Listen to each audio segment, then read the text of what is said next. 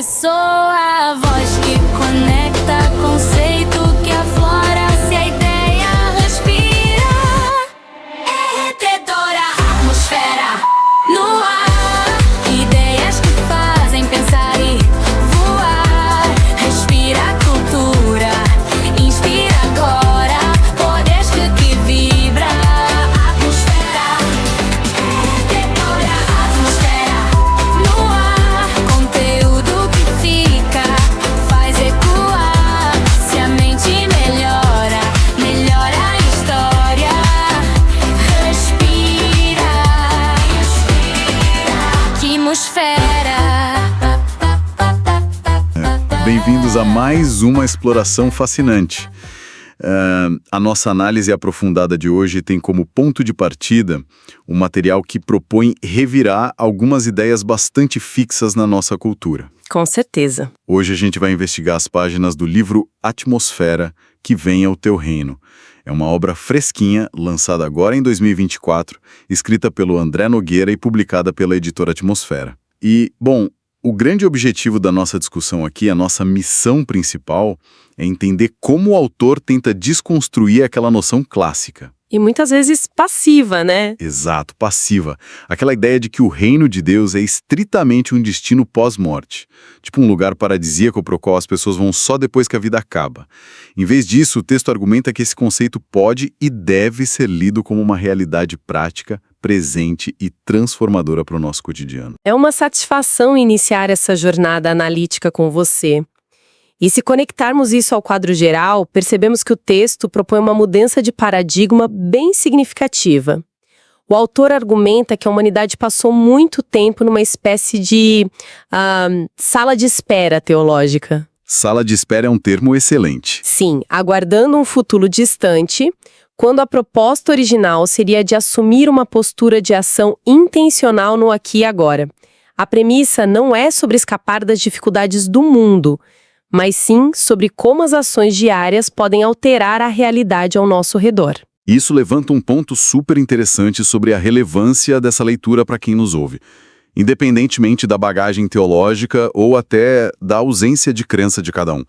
Porque o texto se apresenta quase como um manual prático, sabe? Ele tenta traduzir princípios que têm milhares de anos em hábitos diários. O livro fala muito sobre construção de comunidade e sobre resiliência mental num mundo que está completamente caótico. É uma abordagem bem pragmática. Muito pragmática. Mas lendo a premissa, me surge uma dúvida. Trazer algo tão imenso como a ideia de um reino para a rotina de uma terça-feira à tarde não corre o risco de transformar o conceito em, sei lá, apenas mais uma lista de tarefas de autoajuda? Como o material evita essa armadilha? Olha, o livro aborda isso tirando o peso institucional da palavra. O autor não foca em erguer paredes, construir templos ou seguir dogmas rígidos de comportamento. Ele descreve esse conceito como uma forma de caminhar pela vida. É tipo uma lente através da qual a gente enxerga o outro. É uma tentativa genuína de integrar a espiritualidade nas engrenagens da vida comum.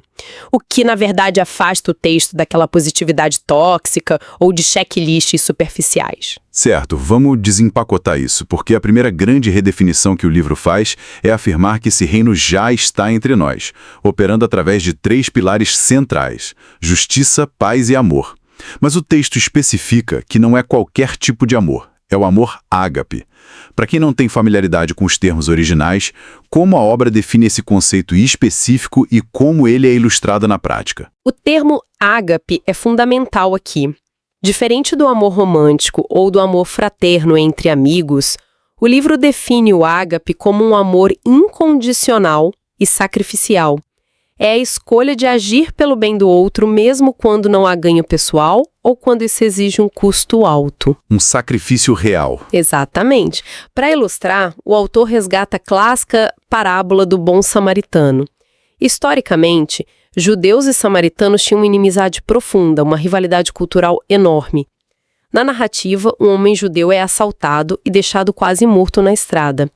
Figuras religiosas respeitadas passam direto por ele. Mas é o samaritano, o suposto inimigo, quem para, cuida das feridas e ainda paga pela recuperação daquele estranho. E o livro traz isso para a nossa realidade atual de que forma? Para trazer isso para a atualidade, a obra relata o caso de uma professora do ensino fundamental. Assim. Como ela aplica esse princípio no ambiente escolar? A professora notou que um de seus alunos estava ficando severamente para trás, ele tinha muitas dificuldades de aprendizado e problemas comportamentais também. A saída mais fácil e até a esperada pelo sistema de ensino seria simplesmente dar a nota baixa e seguir o currículo friamente. Fazer só a obrigação dela. Isso. Mas, em vez disso, ela dedicou seu tempo extra, sem remuneração adicional nenhuma, para oferecer apoio não apenas acadêmico, mas emocional. Ela passou a ouvir as angústias daquele jovem e acabou identificando problemas sérios na casa dele. Essa atitude exigiu o sacrifício de tempo e de energia, mas alterou a trajetória inteira do aluno. O autor usa isso para mostrar que o amor ágape é um verbo, é um amor que identifica a fratura e trabalha para curá-la, mesmo quando é inconveniente. Nossa, é uma distinção muito forte entre o amor como um sentimento passivo e o amor como uma intervenção ativa. O material também cita um exemplo sobre um grupo em um abrigo local. Como essa dinâmica de intervenção ativa se manifesta nesse caso específico? O relato descreve um grupo de amigos que decide dedicar um sábado por mês para ajudar na manutenção de um abrigo para pessoas em situação de vulnerabilidade. E o ponto que o livro frisa não é o ato da doação em si, mas a postura deles. A intenção por trás do ato? Perfeitamente. Eles não iam lá para cumprir uma cota de caridade e aliviar própria consciência. O autor descreve que, ao usarem seus talentos profissionais para consertar o espaço, organizarem os mantimentos e, principalmente, sentarem para conversar de igual para igual com os residentes, eles alteravam o clima do lugar. A alegria e a dignidade restauradas ali seriam, segundo a obra, a evidência palpável do que ele chama de atmosfera do reino. Ou seja, a atmosfera que dá título ao livro não é um fenômeno místico caindo do céu magicamente.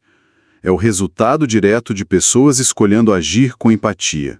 E o texto avança para argumentar que essa presença não está apenas nos grandes atos de serviço comunitário. Ela também está nas sutilezas da rotina.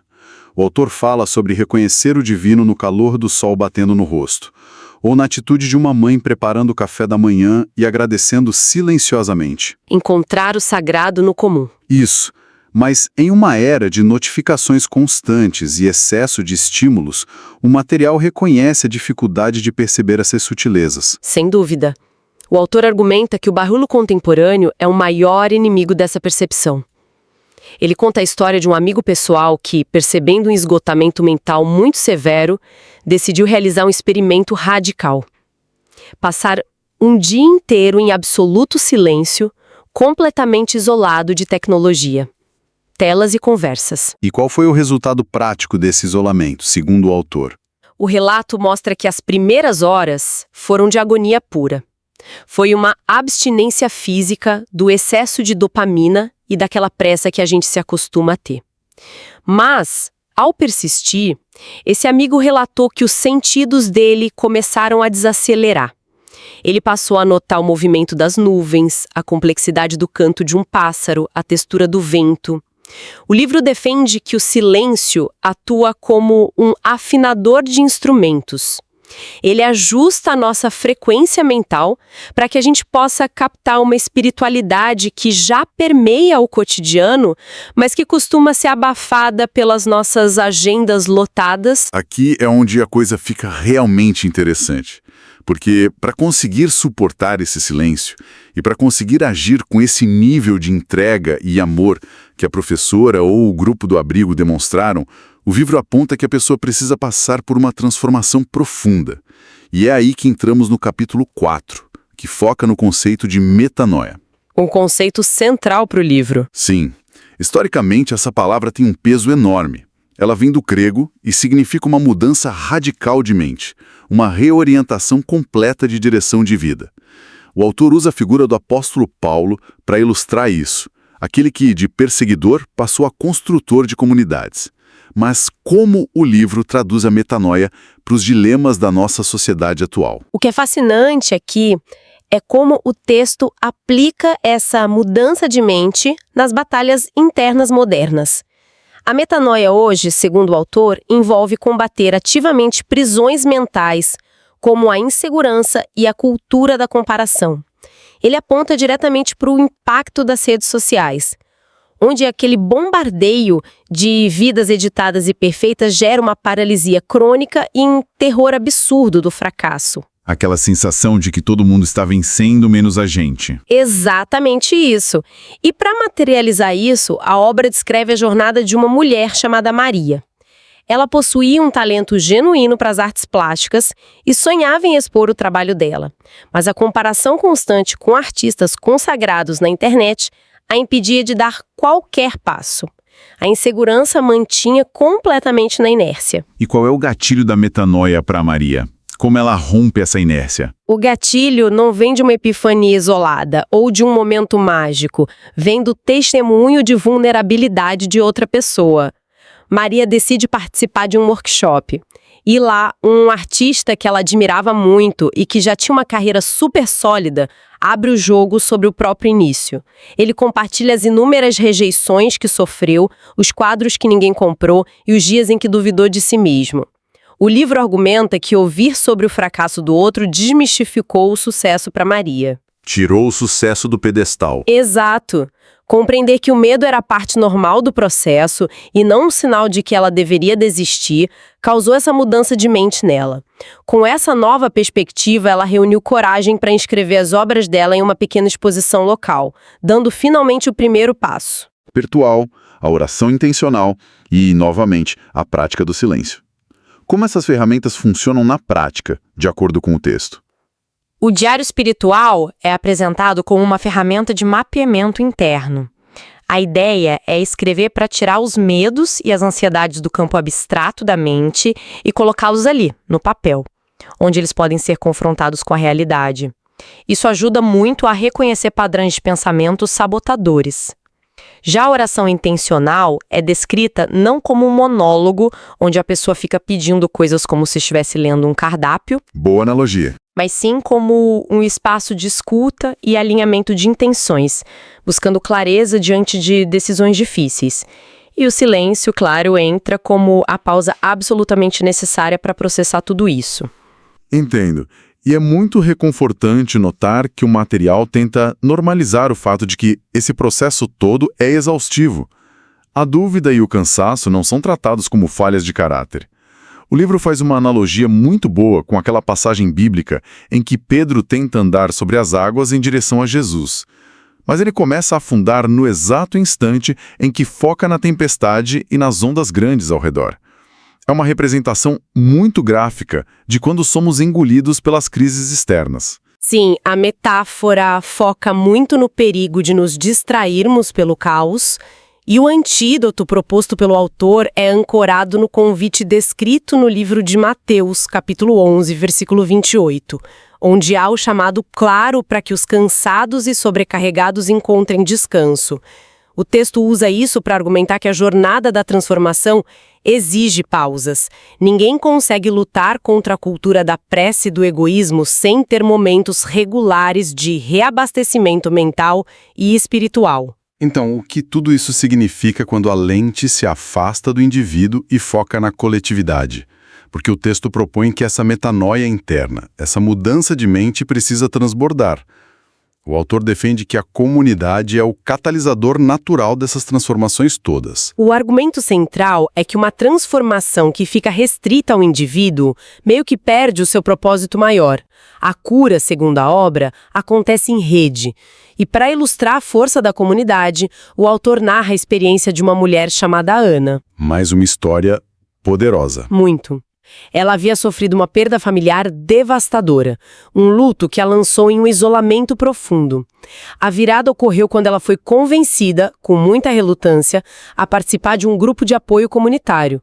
O livro relata que, ao encontrar um ambiente seguro onde outras pessoas também carregavam dores semelhantes e que não ofereciam respostas prontas, mas apenas escuta atenta, a Ana começou a finalmente processar o luto dela. O simples fato de não estar sozinha no sofrimento já altera completamente a experiência da dor. Exato. E o livro menciona inclusive uma outra obra chamada Cicatrizes que Curam, para embasar como o testemunho pessoal tem um poder gigantesco nas relações. A Ana não apenas encontrou suporte para atravessar a pior fase da dor dela, mas com o passar do tempo e o avanço da própria cura, ela passou a ser a pessoa que acolhia os recém-chegados ao grupo. A vulnerabilidade de um pavimentou o caminho para a cura do outro. Isso mostra a empatia agindo literalmente como uma ponte estrutural dentro de um grupo.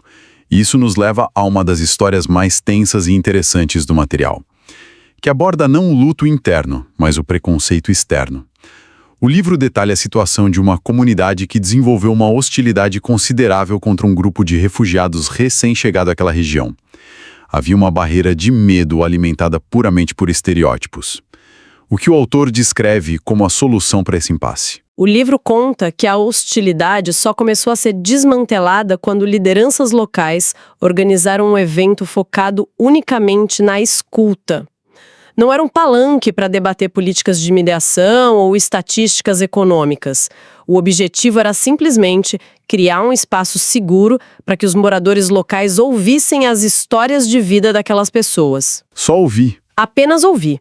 E quando a comunidade ouviu os relatos sobre o que aqueles refugiados tiveram que deixar para trás, a violência absurda que enfrentaram e o desejo super simples de reconstruir a vida com segurança, a dinâmica mudou por completo. A narrativa do outro como uma ameaça ruiu diante da humanidade compartilhada. O autor usa esse evento para provar que a empatia ativa pode alterar o clima social de uma cidade inteira. Isso levanta uma questão importante, porque entra diretamente no território da justiça social, que é um tema que o livro não evita de jeito nenhum. Muitas vezes a discussão sobre o reino é tratada de forma muito etérea ou espiritualizada demais, mas o material âncora isso em responsabilidades civis bem concretas. Como o autor conecta textos antigos a demandas sociais modernas? Ele faz uma ponte direta e muito inteligente. O texto resgata as palavras do profeta Isaías, lá no capítulo 1, versículo 17, que instrui a defender os direitos do órfão e da viúva, que eram os grupos mais desprotegidos e vulneráveis daquela sociedade antiga. O autor argumenta que aplicar esse princípio hoje significa defender os direitos humanos e combater vulnerabilidades sistêmicas da nossa época. Ele dá exemplos de como isso se parece na prática. Dá sim. O livro exemplifica isso com iniciativas de pessoas comuns que organizam workshops gratuitos de educação financeira e letramento para jovens de áreas marginalizadas, tentando ativamente quebrar o ciclo de pobreza. Ele também menciona a atuação de figuras históricas como Martin Luther King Jr. e Rosa Parks, enfatizando que a coragem deles em confrontar a segregação racial não era apenas ativismo político, mas a aplicação prática e literal dos princípios de igualdade que o livro defende. É a ideia de que a fé ou as crenças mais profundas de alguém devem ter impacto no Código Civil e no asfalto da cidade, não podem ficar só dentro de um templo.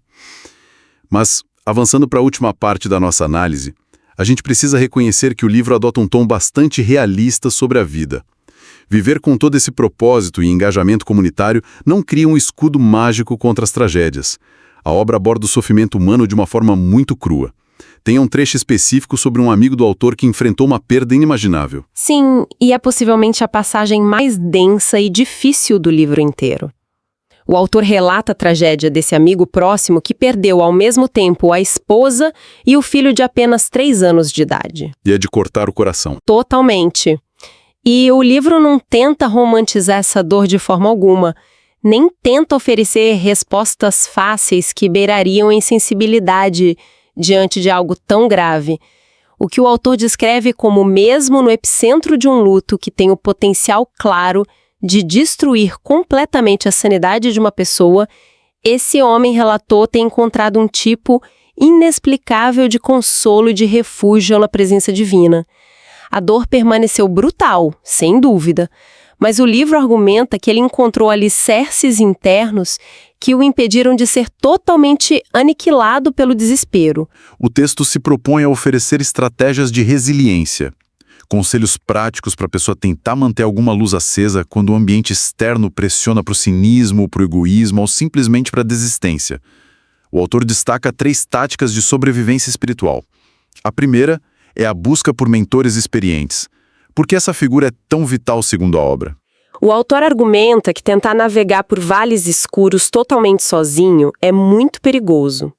Mentores são descritos ali como pessoas que já atravessaram suas próprias crises, pessoas que carregam as cicatrizes da experiência e por isso mesmo podem oferecer não apenas teorias vazias, mas a perspectiva ampla de quem já sobreviveu ao pior. Eles funcionam literalmente como faróis em momentos onde a neblina mental impede a pessoa de enxergar o próximo passo a dar. Perfeito. E a segunda tática diz respeito a filtrar o ambiente. O livro sugere uma auditoria cuidadosa sobre o que se consome e com quem se convive, correto? Exatamente. A premissa básica é a do contágio emocional. O autor alerta que a qualidade da nossa ambiência dita o nosso nível de energia diária. Se a dieta de informações de uma pessoa consiste apenas em notícias alarmistas, embates raivosos nas redes sociais o tempo todo e conversas marcadas pelo cinismo constante, a reserva de esperança simplesmente se esgota. O livro orienta o leitor a ser radicalmente intencional ao proteger sua mente, escolhendo se engajar com conteúdos e pessoas que fomentem a construção e a empatia, em vez da destruição. O que nos leva à terceira e última estratégia sugerida, que é o cultivo agressivo da gratidão. O material resgata uma pergunta do livro do profeta Zacarias, lá no capítulo 4, versículo 10, que diz: "Pois quem despreza o dia das pequenas coisas?" Como a obra sugere que a celebração de pequenas conquistas altera a resiliência de alguém no longo prazo. O argumento base é que a mente humana tem uma tendência natural, quase instintiva, de focar nas ameaças e nos problemas. O autor explica que o exercício diário da gratidão, como por exemplo registrar no papel 3 coisas simples que deram certo no dia, forçam o nosso cérebro a procurar evidências de que o bem ainda existe. É um treino mental. Um treino diário. Celebrar uma conversa gentil que você teve, uma refeição bem feita, ou a conclusão de uma tarefa difícil no trabalho, ajuda a ancorar a mente no momento presente. O livro propõe que a transformação monumental da sociedade nunca acontece de uma vez só, com uma grande revolução. Ela é construída justamente sobre a constância desses micropassos diários de gratidão e ação. Bom, chegamos ao momento de reunir as peças principais da nossa investigação sobre o livro Atmosfera, que vem ao teu reino, de André Nogueira. Sintetizando a obra de forma geral, o autor propõe que aquele conceito antigo de reino não deve ser visto de forma alguma como um bilhete de loteria guardado na gaveta por final da vida. Ele o apresenta como um ecossistema vivo que a gente constrói hoje. É algo erguido tijolo por tijolo através da prática da justiça em favor dos vulneráveis, de um amor ágape que age mesmo quando custa muito caro e da coragem de enfrentar os nossos próprios medos internos através da mudança radical de mente. É o esforço contínuo e diário de enxergar no colega de trabalho ou no refugiado uma oportunidade clara para aplicar a empatia ativa. Essa síntese captura perfeitamente o núcleo da obra. E, partindo dessa ideia de que o livro incentiva cada indivíduo a ser um agente de mudança e a reparar na grandeza das pequenas atitudes, me surge um experimento mental muito interessante se a gente tentar expandir essa visão até o limite. Vamos lá. O texto foca bastante na transformação pessoal e no impacto em comunidades imediatas. Mas, para nossa audiência pensar um pouco, e se esses mesmos princípios de amor incondicional, justiça distributiva e paz fossem utilizados como métricas fundamentais por engenheiros urbanos, arquitetos e programadores de software? Como seria o design de uma cidade inteira se o objetivo principal do urbanismo não fosse apenas otimizar o fluxo de carros, mas sim a criação intencional de espaços que promovessem ativamente a conexão humana e desencorajassem o isolamento?